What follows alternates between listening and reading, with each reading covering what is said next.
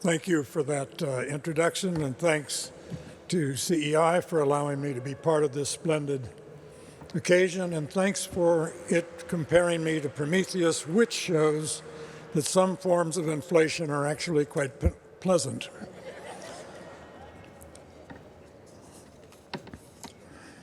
We're here to celebrate something that happened 40 years ago, but I want to give a little run-up to that. 80 years ago, two things happened that are germane to this audience. The University of Chicago brought out a copy, the edition of Friedrich Hayek's The Road to Serfdom, three other commercial publishers having refused to publish it. And in 1944, an Englishman named Eric Blair, who wrote under the name of George Orwell, sat down to write a book that he eventually completed in 1948 and gave it its title by reversing the last two digits of that year, 1984. 40 years after 1944, CEI was founded to make sure that Orwell's dystopian view of the world did not come to pass in this country. CEI exists to insist on the fact that ideas have consequences. It is a think tank at a time when some of our Washington think tanks are removing the think from think tanking.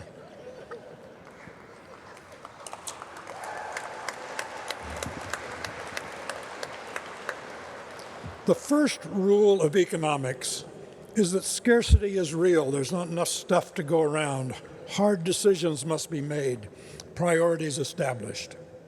The first rule of politics is to ignore the first rule of economics. We didn't do that in this country until recently, which is why we became the Promethean nation. Ideas that began in Holland and crossed the English Channel to Britain and then leapt the Atlantic to the United States made us the Promethean nation. The basic idea being that the private enterprise for private ends serves the public more than anything else. And the question is, can we keep it? CEI understands that political liberty and economic liberty move in tandem. They cannot be separated. Hayek mapped the road to serfdom. 40 years later, CEI began to map off-ramps for a country that sometimes seems determined to go down that road. CEI must often feel not like Prometheus, but like Sisyphus, constantly rolling uphill, something that rolls back down. CEI wins every argument it has, and then it has to go back and start making that argument over again.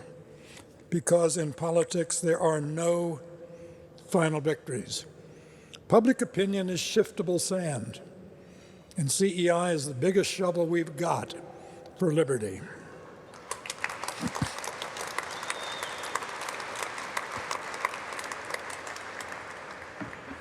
In June 2023, the national debt hit $32 trillion. 92 days later, it hit $33 trillion. 104 days after that, it hit $34 trillion, and now it is $35 trillion. It reminds me, you didn't think you'd get through this without baseball, it reminds me of a baseball analogy. In 1951, Warren Spahn, on the way to becoming the winningest left-handed pitcher in baseball history, was pitching for the then Boston Braves against the then New York Giants in the then Polo Grounds. The Giants sent up to the plate a rookie who was 0 for 12. It was clear this kid would never hit big league pitching, a kid named Willie Mays. Spahn stood 60 feet 6 inches from home plate, fired the ball, and Mays crushed it. First hit, first home run. After the game, the reporters went up to in the clubhouse and said, "Spahny, what happened?" Spahn said, "Gentlemen, for the first 60 feet, that was a hell of a pitch." The Americans right now seem to believe that they can go on with the regulatory state and with the deficits that it encourages and get away with it saying, "So far, so good." It doesn't work in baseball. It doesn't work in the governance of the country. because while the government is waxing, the private sector is doing just fine in spite of that. We have 4% of the world's population. We have 25% of global output, and that is unchanged in the last 40 years.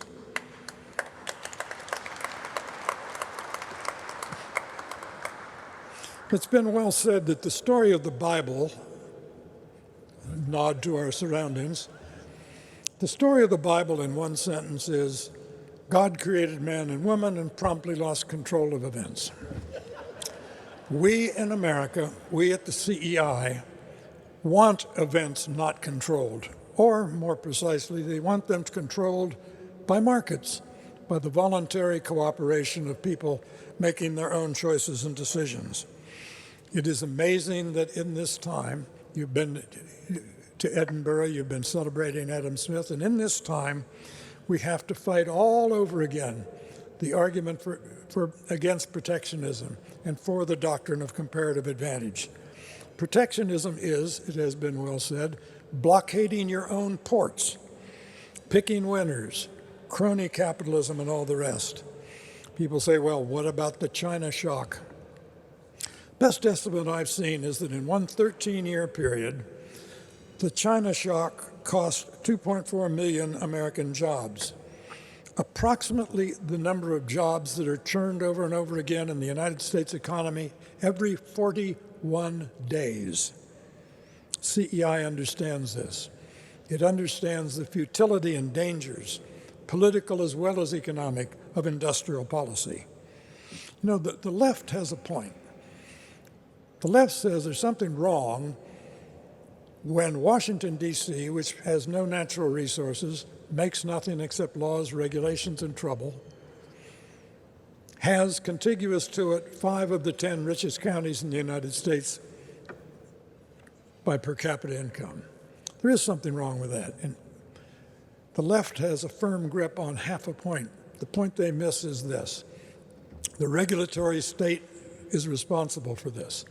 The regulatory state is an upward regressive transfer of wealth, because for every regulation passed, it is either passed at the behest of or bent to the advantage of organized, articulate, affluent, well-lawyered factions who know how to move the pulleys and levers of the regulatory state.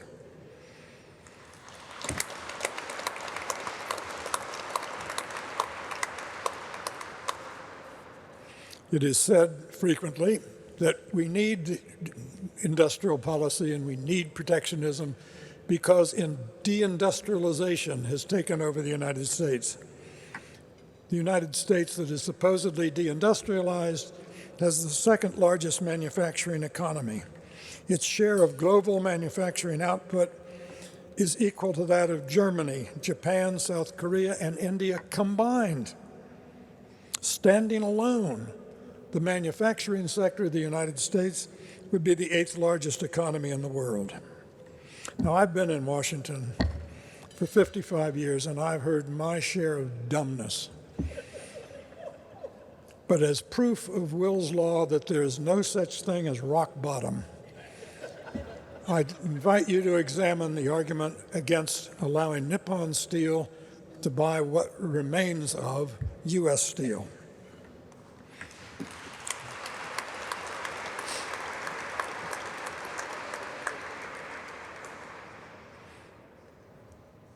The protectionist logic is U.S. Steel should be protected because U.S. Steel has been so lax in its productivity that it has not shed as many jobs as it should have shed. The fact is, for 55 years, as long as I've been in town here, U.S. Steel has been declining. It went from the largest steel company in the world to the 27th. It's being protected now in the name of national security because it is said a foreign nation might buy this. Earth to the Senate. Nippon is not a foreign nation. It's a company owned by international shareholders, some of whom are Americans. U.S. Steel which once was majestic, once was the world's largest corporation, was enfeebled by ignoring all the lessons that CEI has to teach. It was enfeebled by protective tariffs, import quotas, subsidies, and Buy American regulations, to the point at which its workforce today, which we're distorting the market in order to protect, is 0.05% of non-farm labor force in this country. And by the way, Japanese companies employ in the United States 1 million Americans. Economic illiteracy and foggy nostalgia and unseemly xenophobia are not new. This is a populist cocktail that CEI exists to resist. I wish them luck. And I wish them not to give in, as Sisyphus must have been tempted to do, when CEI must win the same arguments over and over and over again. CEI exists to make sure the United States continues to be a cockpit of creative destruction, of turbulence.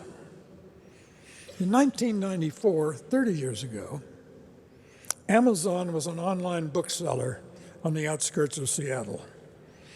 Last year, its revenues were larger than the revenues of all grocery chains, all department store chains, and all restaurant chains combined. In the pandemic, just for the serve the pandemic, Amazon hired 150,000 Americans, more than auto workers exist in this country.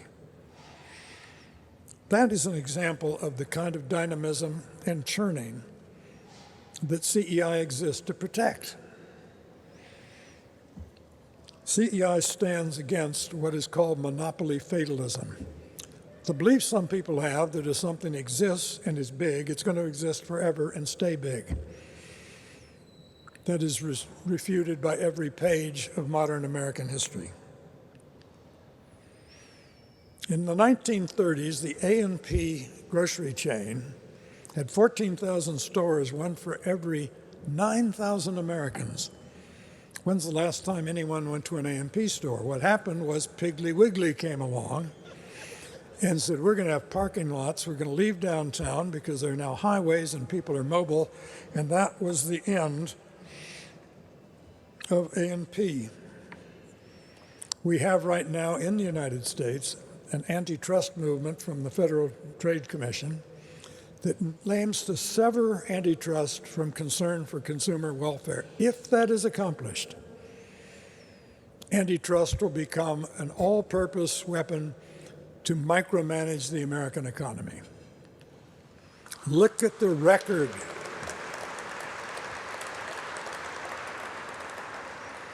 In 1976, the antitrust geniuses at the Justice Department were worried about IBM's monopoly of, wait for it, office typewriters. The young people in the audience can ask the older people in the audience what a typewriter was. Do you remember Kodak? Kodak forgot. It thought it was in the film business. It was in the memory business. Kodak is gone, and with it 150,000 jobs. In 1997, Yahoo was the dominant, the unassailable search engine, except in 1997, something called Google was founded, and the churning would go on. In October 2007, the cover of Forbes magazine said, 1 billion customers. Can anyone challenge the cell phone king? The cell phone king was Nokia in Finland. And 4 months earlier, something called the iPhone had been introduced by Apple. What CEI understands is that all economy is, as Adam Smith knew, political economy. CEI says it's in the economic analysis business, but it is also in the political philosophy business. And that is particularly timely now. Everyone in America with any sense wants to see the temperature of our politics lowered. Well, the way you lower the temperature of politics is to lower the stakes of politics. And the more that government, rather than markets,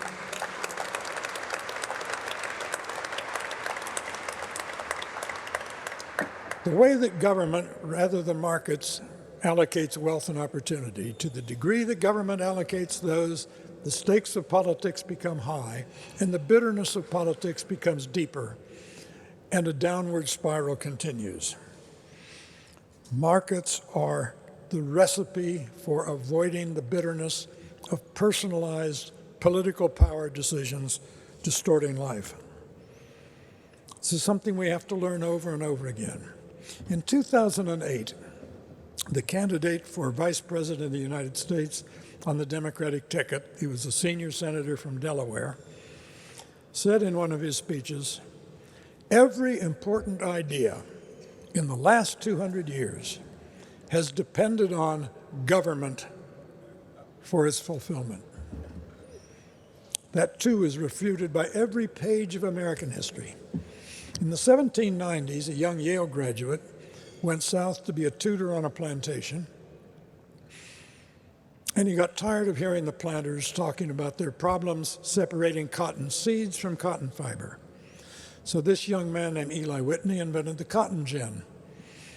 It led to the spread of the plantation system, the spread of slavery. It brought on the Civil War and the modern world, which is rather a lot of change, and it did not depend on an idea orchestrated by government.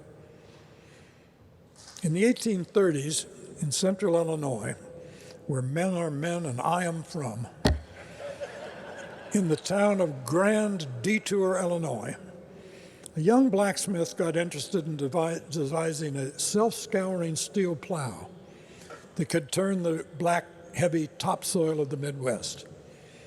His name today is on big green machines all over the world. His name was John Deere. The idea was not conceived and advanced by the government. When Alexander Graham Bell's voice came down that line saying, "Watson, come here, I want you." When Ray Kroc drove into the McDonald's Brothers restaurant in San Bernardino, California, and got an idea that became not just a restaurant, but an entire new industry of the United States, it did not depend on government. It depended on government getting out of the way.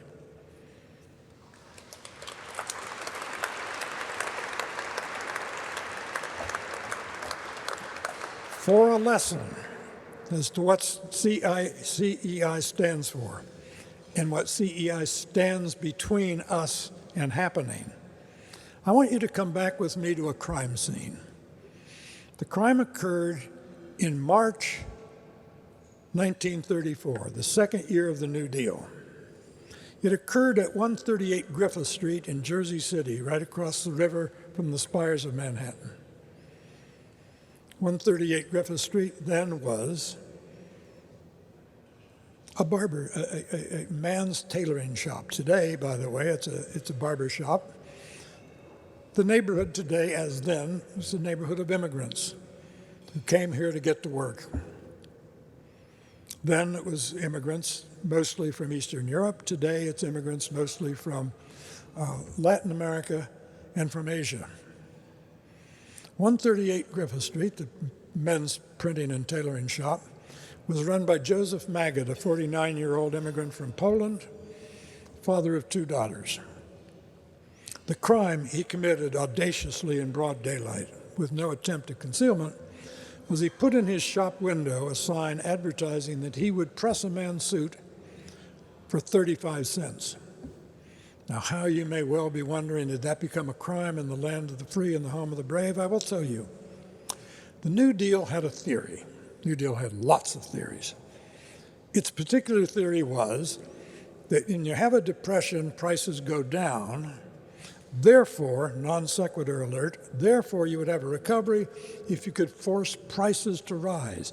Therefore, they passed the National Industrial Recovery Act to essentially outlaw competition, to force prices to rise. They wrote codes of competition, actually codes of non-competition, for about 500 industries, from corncob pipes to automobiles.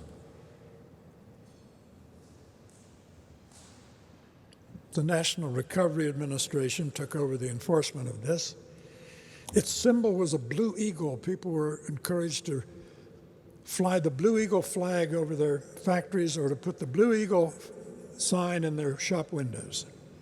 The Philadelphia Eagles football team was named at that time in honor of the NRA's Blue Eagle, which is why all good Americans hate the Philadelphia Eagles.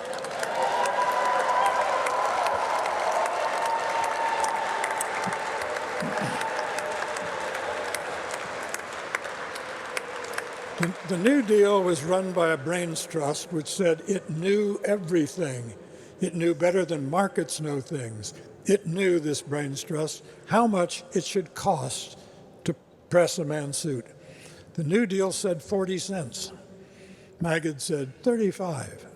For his nickel crime, he was arrested, tried, sentenced to 30 days in jail, and fined $100, which doesn't sound like much, but the median family income that year was $1,500. He only served 3 days. The judge, thinking this was a teachable moment, released him, brought him back into court, and here I read from the New York Times, the judge gave Magid a little lecture on the importance of cooperation as opposed to individualism. Well, freed from durance vile, Magid left the courtroom and went back to his shop, accompanied by the New York Times. At his shop, he dutifully removed the offending sign from his shop window, promising a criminal 35-cent press job, and replaced it with the Blue Eagle. And the New York Times the next day said, Magid, if not so ruggedly individualistic as before, was a free man once more. Oh, he was a free man if you define freedom as embracing a government propaganda symbol under the threat of fines and imprisonment. I don't, and neither does CEI.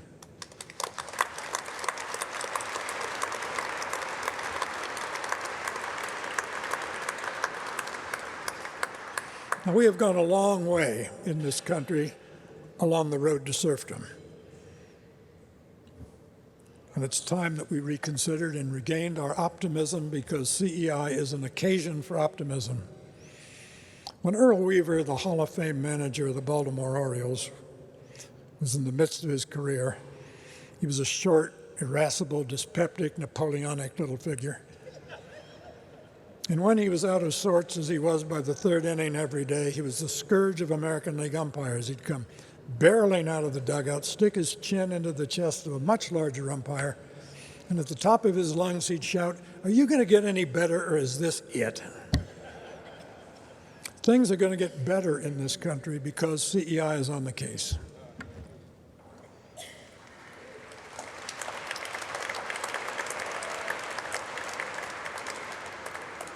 CEI is a spokesman for Simon's insight that people are the ultimate resource. We are still a country in which people, would-be immigrants, are dying, literally dying to get in.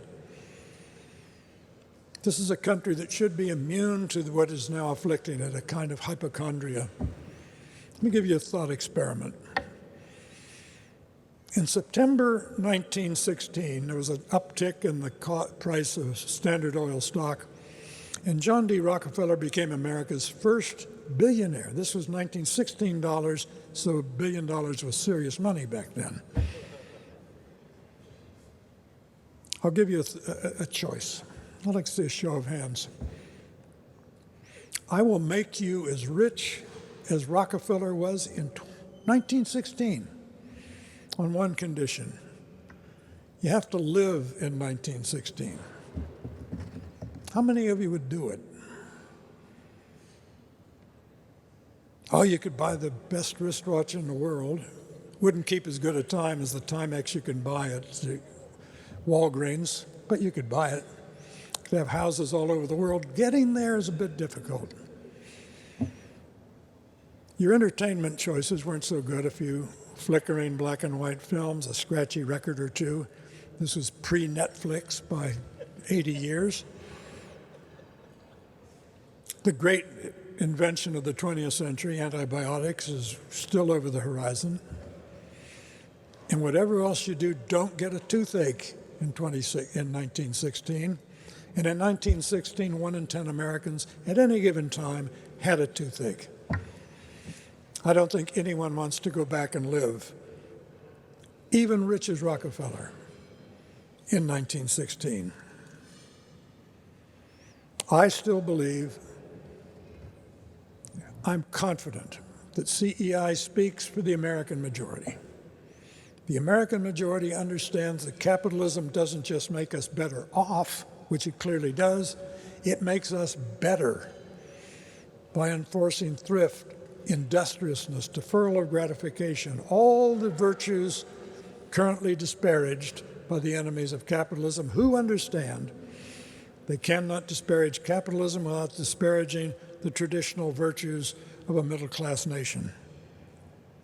I believe the American people still believe what CEI does. They believe what Milton Friedman said. When he said, take any 3 letters from the alphabet, doesn't matter which ones, pick them at random. Put them in any order you want, it won't matter. You will have an acronym designating a federal agency we can do without.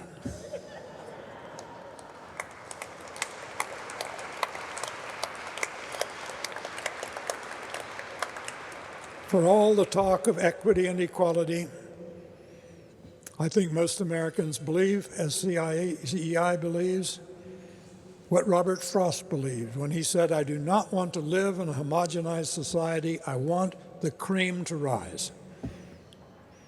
Most of all, they believe what Ronald Reagan believed. He said, I do not want to go back to the past. I want to go back to the past's way of facing the future. That is the past way of accepting the churning of American life, of relishing the uncertainty of a fluid future that CEI exists to protect. For that, I thank CEI, and most of all, I thank you who make CEI possible. Thank you, and keep it up.